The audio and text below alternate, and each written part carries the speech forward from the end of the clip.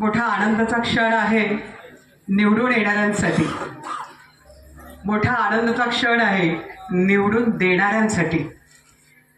विकासाची कास धरून पुढे जाऊ पाहणाऱ्यांना 15 वर्ष संघर्षातून जावं लागलं आणि मग हा आज गोड दिवस आपल्या सर्वांना पाहायला मिळतोय. आणि बेलाची ही गुंजाळवाडी निश्चितपणाने आजच्या कार्यक्रमामध्ये त्यांनी सर्वांना आमंत्रित केलं की सर्वे या सर्वे आमचेच आहे. मग नयनाताई सरपंच झाल्या आहेत, परंतु एकट्या नयनाताई नाही तर त्यांच्यासोबत असणाऱ्या सगळ्या ताई, मग त्याच्यामध्ये भाऊ पण आहेत की ज्याच्यामध्ये संतोष भाऊ आहे गुंजाळ, संगीताताई बोचटे आहे, कविताताई बोचटे आहेत, गोरक्षनाथ गुंजाळ आहेत, राहुल भाऊ आहेत बोचटे, गोविंदजी सीताराम गुंजाळ आहे, सुनील भाऊ आहे. आणि अशा पद्धतीने या ठिकाणी दीपाली ताई आहेत, आशाताई आहेत. या सर्वच्या सर्व असणाऱ्या आपल्या गावातील काहीतरी वेगळं करू पाहणाऱ्यांना जी संधी मिळाली आहे त्याच्यासाठी बाजूच्या गावाकडे व बेल्ल्यातून देखील सगळे आलेत. आमचे जिल्हा परिषदेचे सहयोगी ते देखील आले. आत्ता ज्यांनी आपलं मनोगत व्यक्त केलं तालुक्याचे माजी आमदार शरदजी सोनवणे आले, मंगेश अण्णा आले, निवडून आलेले भांबेरेजी सरपंच म्हणून जेवढ्यांची नावं घेतली, कारण संतोष नाना माझ्यासोबत आलेले आहेत, कारखानचे डायरेक्टर आणि तालुक्याचे मंडल अध्यक्ष म्हणून जे भारतीय जनता पार्टीचं काम पाहत आहे. त्याचप्रमाणे दिलीपजी गांजाळे आले, ज्यांना संपूर्णपणे दांडगा अभ्यास आहे पंचायत समितीचा.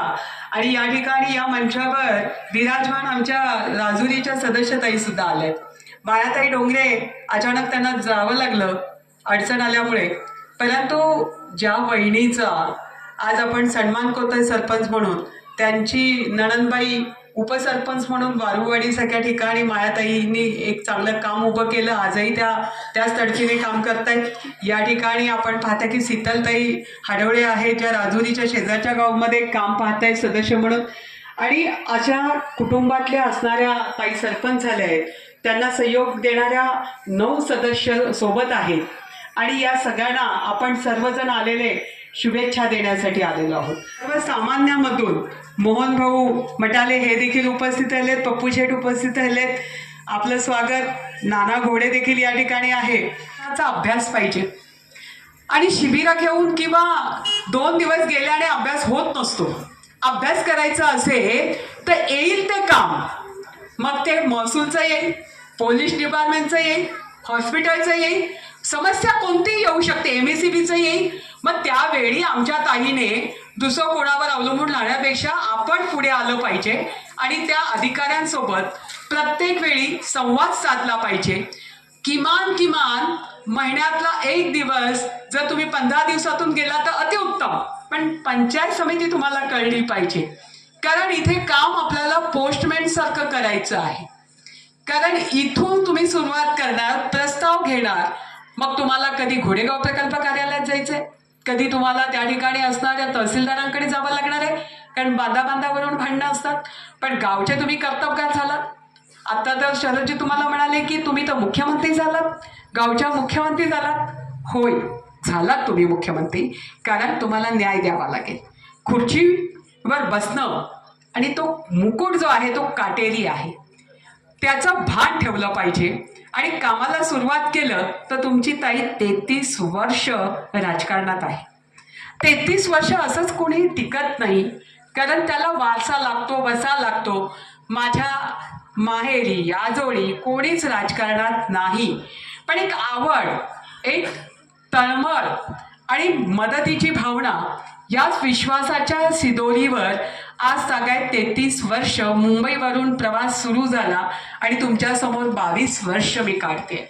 मी निश्चितपणाने तुम्हाला सांगेन की कुठलंही काम करत असताना घराला अजिबात, आपलं कुटुंब हे देखील आपली जबाबदारी आहे. त्या कुटुंबात असणारे सासू सासरे सगळ्यांचा नंदा येतील, सणवार येतील, ते सगळं करा. पण जास्तचा त्रास स्वतःला झाला तरी चालेल. ज्या ठिकाणून निवडून आलात तिथला प्रश्न आला की हातातलं काम बाजूला सोडून पहिलं त्याच्यासाठी धाव घ्या. प्रशिक्षणाला नाही गेलं तरी चालेल, तुमचा प्रशिक्षण वर्ग इथेच झाला पाहिजे, तो कामाच्या माध्यमातून झाला पाहिजे. आणि एकदा का तुम्ही या गावच्या सदस्य आहेत, तुम्ही सरपंचच झाल्या पाहिजेत, तरच तुम्हाला न्याय मिळेल ही भावना डोक्यातून काढून टाका. तरुण आहेत तुमच्या हाताशी. आता इथे बोलणारी बोलचटे ताई मला वाटलं अगदी अशी अँकरिंग करते, अशा पद्धतीने मांडणी करते, तिचा तो प्रामाणिक प्रयत्न आहे. मग आहे पराजय देखील हिम्मत लागते पचवायची आणि दुसऱ्याच दिवशी उभं राहून काम करायची. आणि एकदा नव्हे, दोनदा नव्हे, तर तीनदा ज्या ताईने पराजय पचवून कामाला सुरुवात केली, एकही सेकंड न थांबता, त्याच पद्धतीने आमचे मोहन भाऊ मटाले यांनी देखील कामाला सुरुवात केली. म्हणजे वाघिणीचा छावा कसा असावा, तर खरोखरच आमच्या मोहन भाऊ सारखा असावा की सगळ्या सदस्यांना घेऊन आज त्यांनी देखील त्या ठिकाणी जो एक प्रयत्न केला. आणि प्रयत्न यशस्वी होईल नाही होईल, तुम्ही जसं 15 वर्ष वाट पाहिली, 15 वर्षाचा संघर्ष आहे, परंतु निर्णय ठाम होता, ठरलं होतं सगळ्यांचं. तुमच्यामध्ये तुम्हाला कोणाचीच गरज नव्हती, कोणताही पक्ष नाही, कोणताही काय नाही, निवडून येणारे, चांगलं काम करणारे अशी तुम्ही निवड केलीत आणि त्या निवडीतून साकारलं गेलं तर हे निवडून आलेलं संपूर्ण ग्रामपंचायतीचे सदस्य. आणि निश्चितपणाने यांना सांगण्यासारखं किंवा त्यांना वेगळं काही बोलण्यापेक्षा निश्चित संजू शेठ असेल, त्याचबरोबर किशन शेठ बोलचटे, भालचंद्र बोलचटे, आनंदजी गुंजाळ, सिद्धेशजी बोलचटे, गोविंदजी गुंजाळ सदस्य, दत्ताभाऊ यादव, रामदासजी गुंजाळ, सचिनजी गुंजाळ, भाऊसाहेब गुंजाळ, राहुलजी बोलचटे आणि शंकर गुंजाळजी. खरोखरच आपण सगळ्यांनी यांना साथ दिलेली आहे, गावाने साथ दिलेली आहे, महिला भगिनींनी साथ दिली आहे, तरुणांनी साथ दिलेली आहे. मला या ठिकाणी सांगण्यात आलं की ताई ज्या दिवशी निवडणूक झाली त्या दिवशी अगदी सभागृहातून बाहेर पडतानाच फोन आला आणि भाऊ म्हणाला की ताई आपण कुठे आहात. मी म्हटलं का बरं भाऊ. नाही म्हटलं आमचं पॅनल निवडून आलं आणि आम्हाला तुम्हाला भेटायचं आहे. मी त्यांना सांगितलं की मी रेस्ट हाऊसला आहे, नारायणगावला गेली नाही, कारण निवडून येणारी लोक भेटायला येतात, कारण प्रत्येक ग्रामपंचायतीमध्ये माझीच पूर्ण ग्रामपंचायत आहे असं म्हटलं जातं. परंतु आधीच आता या ठिकाणी शरदजींनी सांगितलं की अरे बाबा हे सगळं सांगण्यापूर्वी कोणताच पक्ष जर चिन्हावर लढवत आहे तर आपण म्हणू शकतो, परंतु चिन्हावर लढलंच जात नाही. हे गाव आहे, भावकी आहे, जथ्थे आहेत आणि त्याच्यातून उभी राहिलेली माणसं, उभ्या राहिलेल्या महिला या निवडून आल्यानंतर कुणाला मानतात हे निश्चित आहे. आणि म्हणून आपल्या सर्वांना मानणारी लोक या गावात निवडून आलेली आहेत आणि जो तो आपापल्या पद्धतीने आपापल्या नेत्यांना बोलवायचं काम करतोय आणि तेच आपण इथे साकारताना पाहतोय. आता ज्याची त्याची स्वप्न आहेत ती साकारलीच पाहिजे. मी अजिबात म्हणणार नाही की तुम्ही प्रयत्नवादी राहू नका. निश्चितपणाने कुठे किती वेळा जायचं त्यापेक्षा माझ्या सदस्यांना मी एवढंच सांगेन, माझे काम म्हणते तर आपल्या सगळ्यांचे, पण सदस्य झालो की ज्या वॉर्डातून तुम्ही निवडून आलात तिथल्या लोकांनी खूप कष्टाने तुम्हाला निवडून दिलेलं असतं. त्यांच्या तुमच्याबद्दलच्या असणाऱ्या अपेक्षा चुकीच्या नसतात, पण त्या साकारल्या तर पाहिजेत.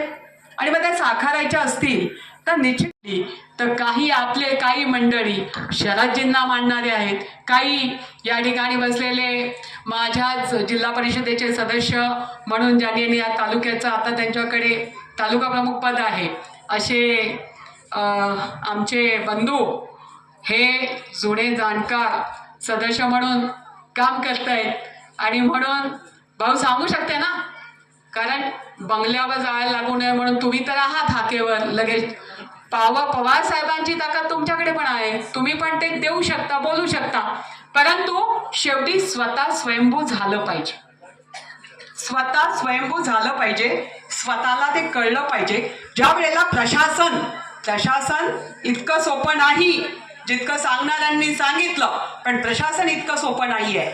प्रशासनाला जेव्हा कळतं की तुम्ही आणलेल्या प्रश्नाचा तुम्हाला अभ्यास आहे तेव्हाच तो तुम्हाला दाद देतो, अन्यथा तो तुम्हाला टोलवीच करतो. त्यामुळे निश्चितपणाने माझ्या ह्या भगिनींना येणाऱ्या काळामध्ये त्यांच्या पाठीशी खंबीरपणाने उभं राहून ज्या ज्या वेळी प्रसंग येईल तुमच्या माहितीसाठी सांगतो, पूर्व पट्ट्यापेक्षा पश्चिम पट्ट्यामध्ये असणारे दोन्ही मावळांमध्ये आज 65 गावं आदिवासीची आहेत, पण तिकडच्या असणाऱ्या महिला सरपंच असतील, सदस्य असतील, हापसे बंद पडली तर ताईला फोन, लाईट नाही गेली, डीपी उडाली, ताईला फोन, त्या ठिकाणी कुठलाही प्रश्न आला का ताईला फोन, ताई आमची 2 दिवस झालं आमच्याकडे हापसीला पाणी नाही, हापसी बिघडली, ताबडतोब कोणाला तरी पाठवा, लाईट आमची गेली आहे, त्या ठिकाणी त्या ठिकाणी तारा लोंबकळतायत, पाठवा कुणाला तरी, म्हणजे हक्काने ते मला सांगतात आणि मी देखील त्यांची निश्चितपणाने मी माझं कर्तव्य समजून, त्या लहान आहेत मी मोठी आहे, मी ते सगळं ऐकलं पाहिजे, त्यांना न्याय दिला पाहिजे.